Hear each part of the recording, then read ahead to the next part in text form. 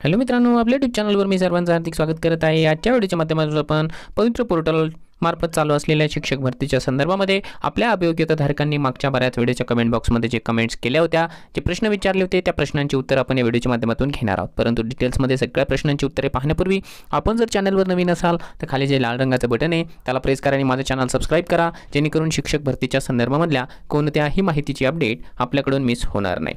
मित्रांनो, जसं की तुम्हाला स्क्रीनवर दिसत आहे, ही पहिली कमेंट आहे आणि प्रश्न असा आहे, सलीम घोलसंगी यांचा हा प्रश्न आहे। ते असं विचारतायत, सर हा जो जी आर आहे फक्त आश्रमशाळेला आहे अथवा राज्याच्या सर्व शाळांना लागू पडतोय? यांचा जो मेन्शन केलेला आहे, यांचा जो इशारा आहे तो कालच्या तारखेला जो नवीन जी आर प्रसिद्ध करण्यात आलेला आहे टीईटीच्या संदर्भामध्ये त्याविषयी आहे। तर सर, तुमच्या माध्यमातून मी सर्वांना या ठिकाणी सांगू इच्छितो की हा जो जी आर आहे फक्त आश्रमशाळेला लागू नाही आहे, तर सर्व प्रकारच्या शाळांना हा जो जी आर आहे तो लागू आहे। म्हणजे त्यामध्ये मग अल्पसंख्याक शाळा असेल किंवा विदाऊट अल्पसंख्याक असेल, आश्रमशाळा असेल, त्या सर्वांना जे आहे टीईटी लागू आहे 1ली ते 8वी या वर्गाकरिता। त्याच्यानंतरचा प्रश्न जर आपण पाहिला तर हा प्रश्न आहे मित्रदेवा यांचा। ते असं विचारतायत किंवा त्यांची अशी कमेंट आहे की सर 2013 मध्ये टीईटी पास झालेल्यांची व्हॅलिडिटी समाप्त झाली आहे, त्यांना भरती प्रक्रियेतून बाद करावे। Rule is rule and government must follow the rules.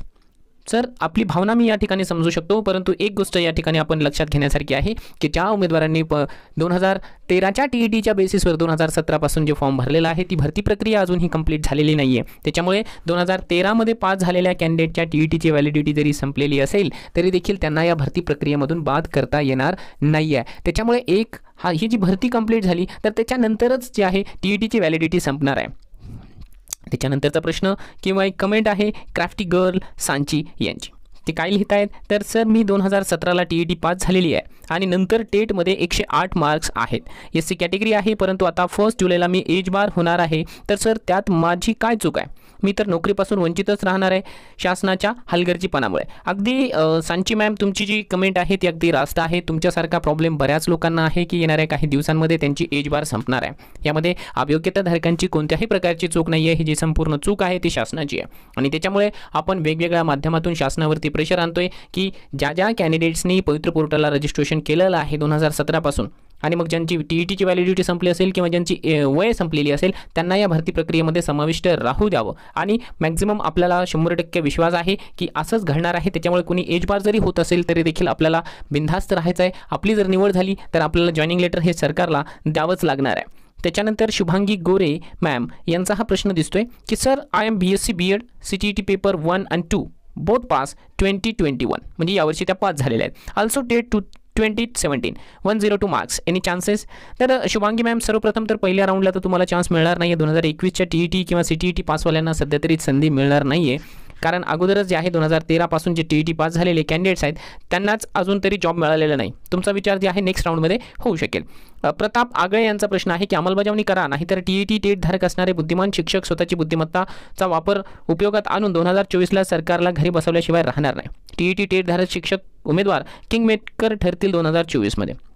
Pratap आगळे सर, आपली भावना आमच्यापर्यंत पोहोचलेली आहे आणि आपण जेवढेही काही बेरोजगार युवक युवती आहेत, आपण सर्वांनी जे आहे मतदान करत असताना व्यवस्थितपणाने विचार करूनच या ठिकाणी जर मतदान केलं तर आपल्यावर उपासमारीची, बेरोजगार राहण्याची या ठिकाणी वेळ येणार नाही असंच मला वाटतंय। 2024 पर्यंत मॅक्झिमम जे कॅन्डिडेट्स आहेत त्यांना लवकरात लवकर जॉब मिळावा हीच अपेक्षा आहे, परंतु सध्या जर आपण भारताची परिस्थिती पाहिली तर असं म्हणणं फार कठीणच आहे किंवा दुर्दैवीच आहे असं आपल्याला म्हणावं लागणार आहे। यानंतरचा प्रश्न आहे राजश्री महेंद्रकर मॅम यांचा। त्यांनी जर सांगितलेलं आहे की माझं BA आहे आणि BEd आहे, टीईटी दिलेली नाही तरी देखील मी 9वी ते 10वी या वर्गाकरिता टेट देऊ शकते का? तर हो, बरोबर आहे। तुम्ही जे आहे टेटची परीक्षा सहजपणाने देऊ शकता। टेटच्या परीक्षेला जे आहे अट आहे की किमान BA BEd असावं किंवा DEd असावं। DEd असेल तर तुम्हाला टीईटी किंवा CTET द्यावी लागणार आहे आणि आता तुम्हाला 9वी ते 10वी या वर्गाकरिता जर टेटची परीक्षा द्यायची असेल तर BA BEd जरी असेल तरी देखील चालतंय। याच्यानंतरचा प्रश्न आहे के झोले सरांचा, महत्त्वाचा प्रश्न आहे। त्यांनी असा प्रश्न विचारलेला आहे की सर सेकंड टेट केव्हा होणार आहे? तर सेकंड टेटविषयी आपण जर का अपडेट घेण्यासाठी या ठिकाणी प्रयत्न केला तर आपल्याला प्राथमिक माहिती अशी मिळत आहे की जोपर्यंत भरतीचा हा पहिला राऊंड कंप्लीट होणार नाही तोपर्यंत सेकंड टेट होणार नाही, परंतु यदा कदाचित काही अपरिहार्य कारणास्तव हा राऊंड फारच जास्त लांबत गेला तर अशा परिस्थितीमध्ये जे आहे या वर्षामध्ये सेकंड टेटची परीक्षा देखील होऊ शकते आणि ते होणं आवश्यक देखील आहेच आहे, कारण बरेच कॅन्डिडेट जे आहेत त्या गोष्टीची प्रतीक्षा या ठिकाणी करत आहे। त्यानंतरचा प्रश्न आहे शेख रईस यांचा। ते असं सांगतायत की सर अल्पसंख्याक शाळांना कधीपासून आहे हा GR लागू, म्हणजे टीईटीचा GR सांगितलेला आहे। हे बा, हा जो GR आहे तो सर्वांनाच लागू आहे।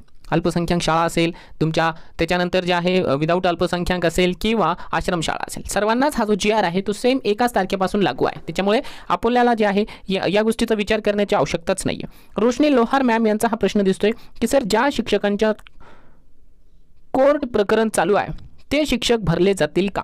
म्हणजे यांचा जो इशारा आहे तो कदाचित जे 8,000 नॉन TET असलेले शिक्षक आहेत त्यांच्या प्रकरण असेल, तर जे 8,000 TET नसलेले कॅन्डिडेट्स आहेत त्यांचा जॉब हा जाणार आहे, त्यांना जॉब मिळणार नाही आहे, हे कालच्या GR वरून आपल्याला स्पष्ट झालेलं आहे. त्याच्यानंतरचा प्रश्न आहे सलीम गुलसंगी यांचा की सर TET अपात्र 8,000 में उर्दू के कितनी वैकेंसीज है?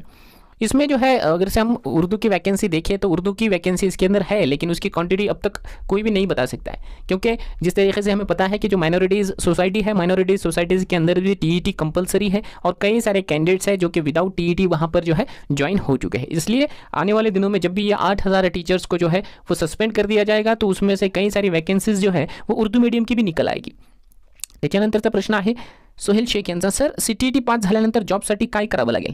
CTET पास झाल्यानंतर आपला जर का DED असेल किंवा BED असेल तर आपल्याकरिता जे आहे टेटची परीक्षा देण्याची संधी आहे. टेट परीक्षा द्या आणि त्याच्यानंतर पवित्र पोर्टलला रजिस्ट्रेशन करा. त्याच्यानंतर सुदर्शन गावडे सर यांचा प्रश्न आहे, सर ज्युनियर कॉलेजला TETची गरज आहे का? तर नाही आहे सर, TETची गरज फक्त 1ली ते 8वी या वर्गाकरिताच आहे. पुढे जे आहे 9वी ते 12वी या वर्गाकरिता TETची अजिबात गरज नाही आहे. त्याच्यानंतर जो जास्तीत जास्त लोकांचा प्रश्न आहे तो म्हणजे विना डिजिटल अँड मूवीज यांनी विचारलेला आहे, हल्ली भरतीची काय परिस्थिती आहे रहमान सर? तर भरतीची परिस्थिती अशी आहे की सध्या जे आहे मार्च महिन्यामध्ये आपल्याला प्राथमिक माहिती मिळताना दिसत आहे की जी 9वी ते 12वीची यादी आहे ती लागू शकते, परंतु 1ली ते 8वीची यादी अजूनही संदिग्ध आहे. कारण त्याच्या बाबतीमध्ये जे कोर्ट केसेस चालू आहेत तर कोर्ट केसेसमध्ये जे आहे कोर्टामध्ये 14 मार्चपर्यंत जे आहे संबंधितांना आपली बाजू मांडण्याची या ठिकाणी वेळ देण्यात आलेली आहे. त्याच्यामुळे 14 तारखेपर्यंत तरी आपण 1ली ते 8वीच्या यादीच्या बाबतीमध्ये कोणतीही माहिती या ठिकाणी सांगू शकत नाही, परंतु 9वी ते 12वीची यादी लागण्याकरिता जे आहे लवकरच ग्रीन सिग्नल मिळेल अशी या ठिकाणी परिस्थिती आहे. त्याच्यानंतरचा प्रश्न आहे की सर 8,000 मध्ये झेडपीच्या पण जागा आहेत काय? म्हणजे रोहन पाटील सरांचा प्रश्न, ते जे 8,000 नॉन TET असलेले शिक्षक आहेत त्यांची गोष्ट करतात. तर रोहन पाटील सर नाही आहे, त्यामध्ये 8,000 शिक्षकामध्ये एकही जिल्हा परिषदेची जागा नाही आहे. सगळ्या ज्या जागा आहेत त्या खाजगी संस्थांच्या आहेत, त्याच्यामुळे त्या जागा संपूर्ण खाजगीच्याच आहे, जिल्हा परिषदेची एकही जागा नाही आहे. मनीष गावित सरांचा प्रश्न आहे, CTET पास चालेल ना सर? हो, यांचं असं मत आहे की वो TET जर नसेल तर मग CTET चालते का? तर एक गोष्ट या ठिकाणी स्पष्ट करू इच्छितो की TET आणि CTET हे दोन्ही जे आहे समान वेटेज असलेल्या परीक्षा आहेत. त्याच्यामुळे जर आपण TET पास असाल किंवा CTET पास असाल तर दोन्हीच्या दोन्ही ज्या गोष्टी आहेत त्या 1ली ते 8वीला लागू पडतात. दोन्हीपैकी कोणतंही एक पास असेल तरी देखील आपल्याला काहीच अडचण येणार नाही आहे. किशोर शिंदे सरांचा प्रश्न आहे, यादी कधी लागेल 1 ते 8ची? 1 ते 8च्या बाबतीमध्ये आत्ताच बोलल्याप्रमाणे 14 मार्चला कोर्टाची सुनावणी आहे आणि त्याच्यानंतरच जे आहे चित्र स्पष्ट होईल की यादी लागू शकते का नाही, का पुन्हा एकदा जी आहे यादी लागायला आपल्याला काहीतरी नवीन अडचणी या ठिकाणी निर्माण होतात म्हणून. आता आरिफ शेख यांचा प्रश्न आहे, सर अल्पसंख्याक और अल्पभाषिक संस्था में पवित्र पोर्टल का क्या रोल है? कोई रोल है भी या नहीं है उर्दू मीडियम स्कूल में? Please give me details regarding this. तो आरिफ सर, सबसे पहले तो आपको बोल दूं कि जो अल्पसंख्यक सोसाइटीज़ हैं या अल्पभाषिक सोसाइटी है वो पवित्र पोर्टल के अंतर्गत नहीं आती, उनको जो है स्पेशल कुछ अधिकार दिए हुए हैं, इसलिए ये जो सारी माइनॉरिटीज सोसाइटी है वो पवित्र पोर्टल से बाहर है.